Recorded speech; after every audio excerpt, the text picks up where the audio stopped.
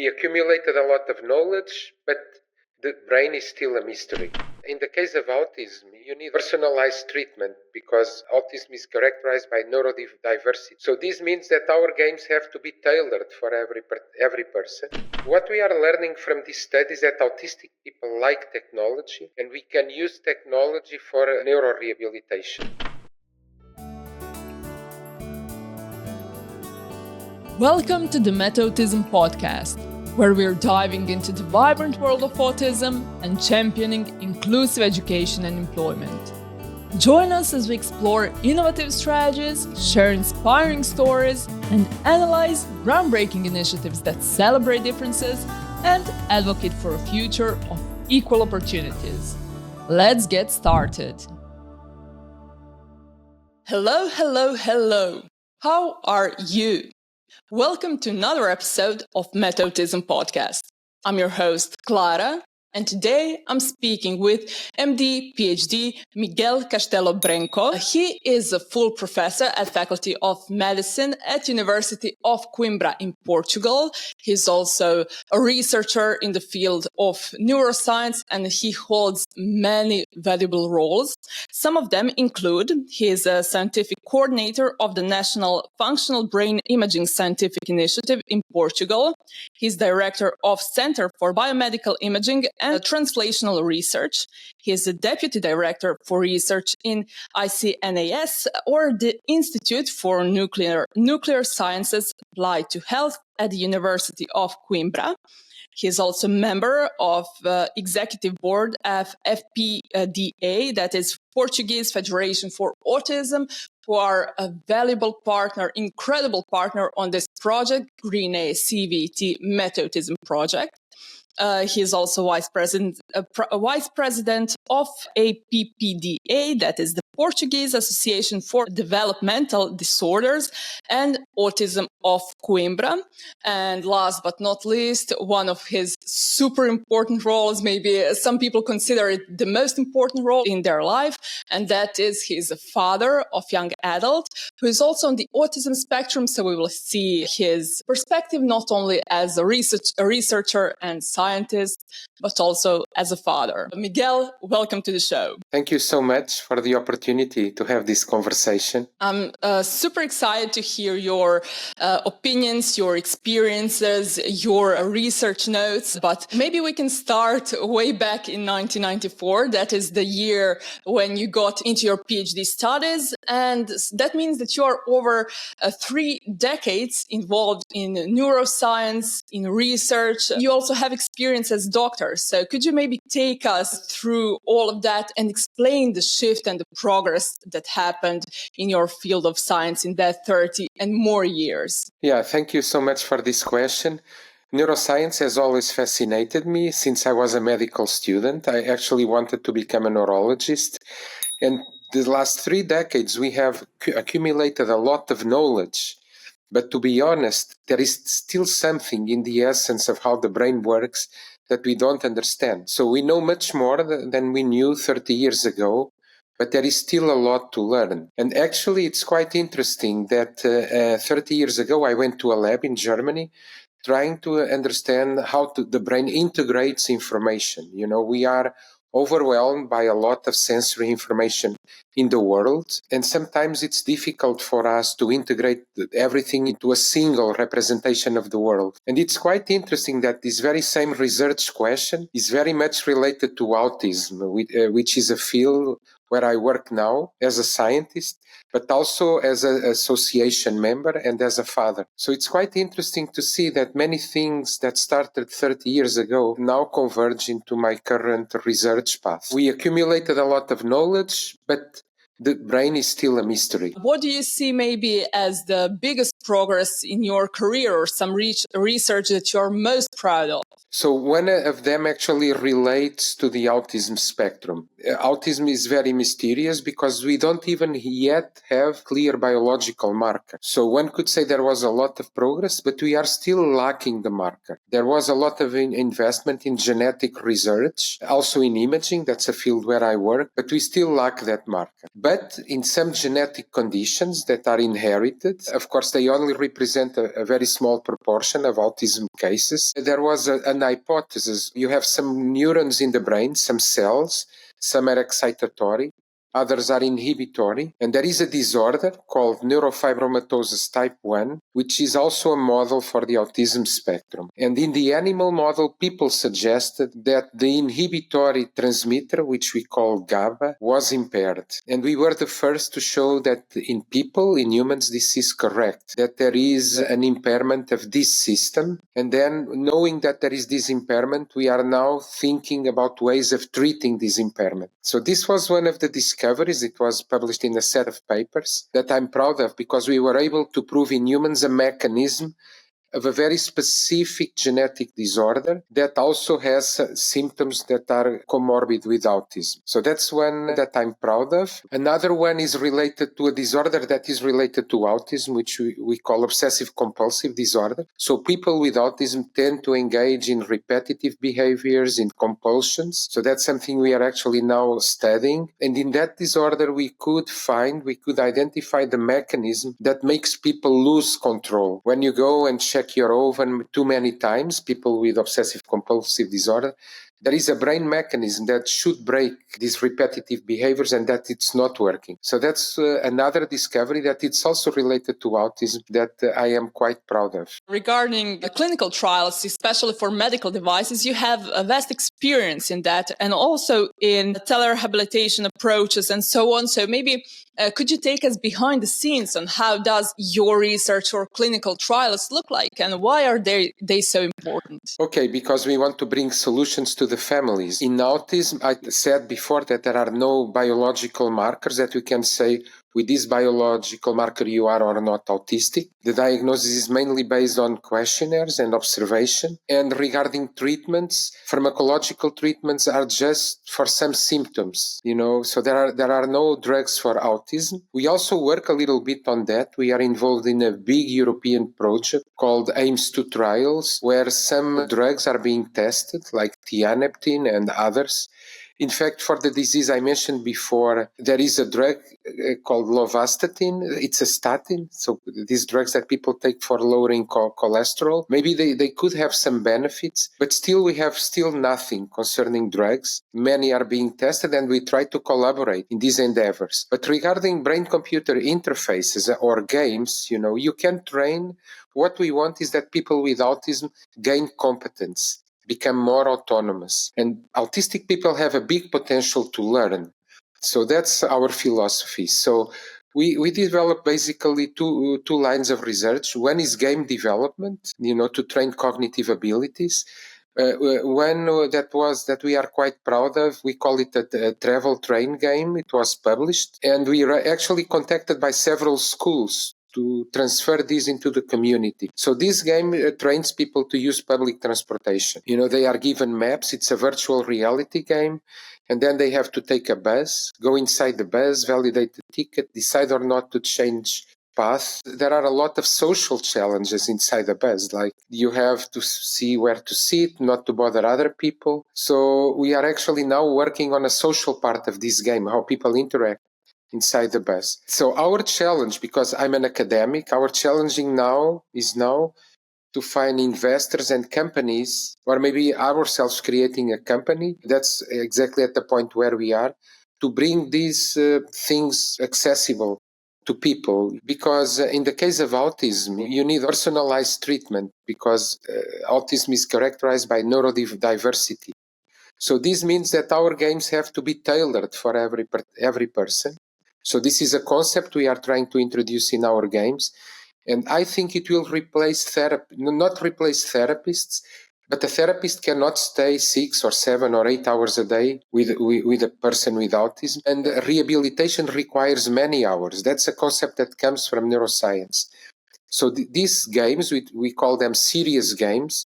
because they try to develop competences, is one of our lines of research. But to be validated, we should treat them as medical devices and really do clinical trials. We have other games like the Eco Supermarket, a supermarket game where they go shopping with a shopping list. And we also have another game called Eco Kitchen, where they have to do multitasking, doing toasts, hot milk, and things like that. So that's a line of research. We have another two lines, in fact. One that was an European project called neurostimulation, neuromodulation, where people are submitted to very low current, like 1 milliampere, to particular regions of the brain to stimulate that regions. So we are testing. So we are now to see if it works or not. If it doesn't work. So that's science. That's something that has been proposed. The disadvantage I see in this approach is that it is not very physiological, to find the exact current you need to stimulate a region. And in fact, we have been coupling this stimulation with games so that the brain region that is ready to receive stimulation is already actively becoming more apt. And then comes when the final line of research is what we call brain-computer interfaces, where we are really reading a signal from the brain and in a gamified environment. So people are still playing a game. You might ask, why do we need that signal? Well, because if people can learn by themselves to manipulate that signal, then it's a sort of self-neurostimulation. And how can we do that? One game that we have developed, we showed people an avatar that is without any emotional expression. And then we ask people to imagine the avatar smiling or becoming sad. So we ask people to imagine a facial expression in the avatar. But we are recording a signal from the brain regions that are involved in facial expressions. And we know that this signal will increase not just by seeing, but by imagining. And so if people imagine the avatar smiling, the signal will increase, and we give the feedback to the people making the avatar smile even more. It becomes an interaction between brain signals and an avatar that is smiling less or more. And then we can ask our autistic person, please make the avatar stop smiling, simply by stopping imagining. And this worked. This is published in a journal called Autism. These people did 5 sessions and they improved in recognition of fear in faces, and they improved also in their anxiety and their mood. What we are learning from this study is that autistic people like technology, and we can use technology for neurorehabilitation. In one of the trials we have done, some of these devices are becoming very simple. Of course, there are technologies that are very expensive, like fMRI, like imaging. And in the beginning, we were using signals using magnetic resonance imaging. But some of these signals can also be measured in the electroencephalogram. And now you have the equipments, electroencephalographic equipments, that can be taken to the home of people or to patient associations. So we are just beginning now a trial at the patient association where people can undergo several sessions with what we call a social cognition game. So what competences are we trying to improve? We are not trying to correct anyone, but improve the way people interact with emotional expressions, improve the way people attend to the attention of others. That's what you need in a party. People with autism sometimes struggle in parties because it's too much information for them, how to follow the attention of different people.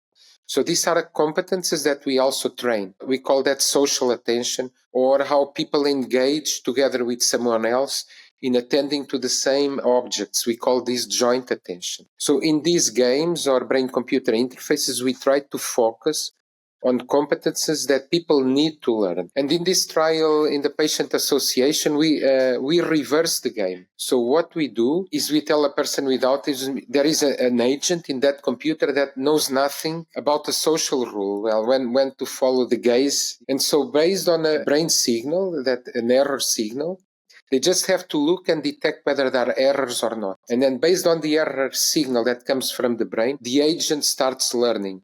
We call this reinforcement learning. So the autistic person becomes a teacher of a rule to a computer.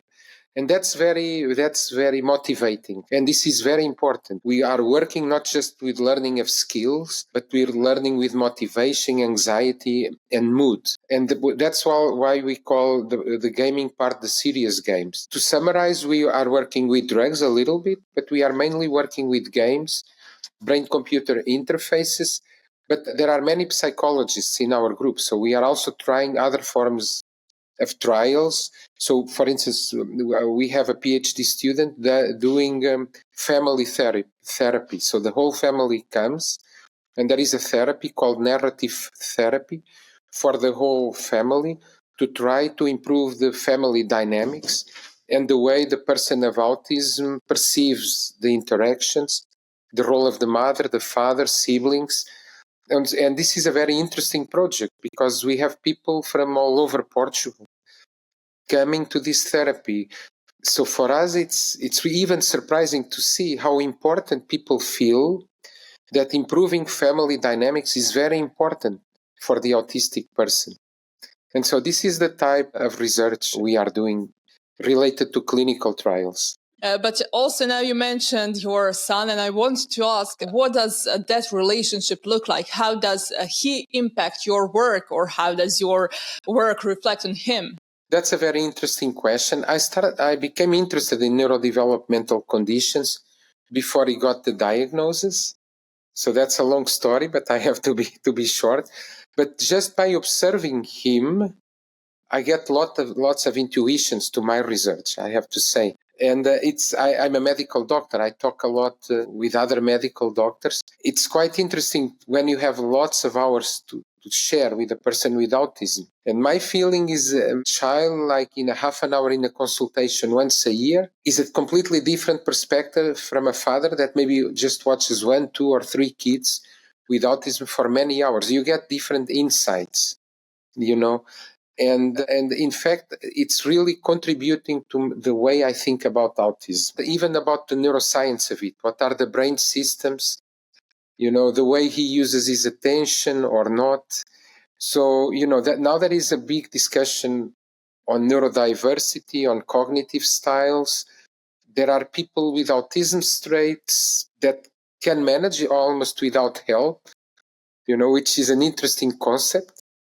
If a person can manage without any help, some people then question even the diagnosis of autism. So there is a big discussion. For instance, the concept of a learning curve. So there are things my son can be slow in the beginning, but then he can become very competent, and then how people learn, the neuroscience of learning. So we have 2 systems in the brain, one that is responsible for habitual behaviors and other that is more related to flexibility and cognitive control. And the habitual system dominates people with autism. They like sameness, they like keeping the same routine, but they can learn to overcome this. So the message my son brings to me is a positive message. Whatever the competence level where you are, you can always be better. There is a huge potential in people with autism, and the society should acknowledge that and should provide the tools that they can accomplish their own potential. We are all different. We all have different levels of skills. Autism is quite interesting in that respect because in some respects they can actually be above the average of the population. So we should not only talk about some deficits. Of course, people with low level of functioning, they need more help. Of course, it changed also my personal life because I decided to start surfing to spend more time with him. So we have a common hobby. We go surfing together many hours all over the year. And that's, for me, it works for a therapy for him, because, attention and sensory experiences are different. In autism, for me, it works as a therapy for him, as a hobby and as pleasure. So there are many ways in which he influenced my life in a positive way as a researcher, but also as a father. So I hope we will have another opportunity to go even more in depth on the research you do on similar topics. So now I will just ask you the concluding question, and that is, how do you manage to do it all? That's a good question. I have no answer. I think it's the drive. The motivation to do all these things. So I have activities in the patient association. Of course, my main activity is in the university, but I would say the answer to that is enthusiasm and motivation and will to progress. That's how I Amazing. would summarize. That is an excellent conclusion, and thank you so much for joining me today. It was a pleasure to talk with you, and thank you. Likewise. And of course, thank you to the Erasmus Plus program of European Union for funding this project. All opinions are our own. Please follow or subscribe on YouTube or your favorite listening platform so you don't miss the upcoming episodes. Until the next time, bye-bye!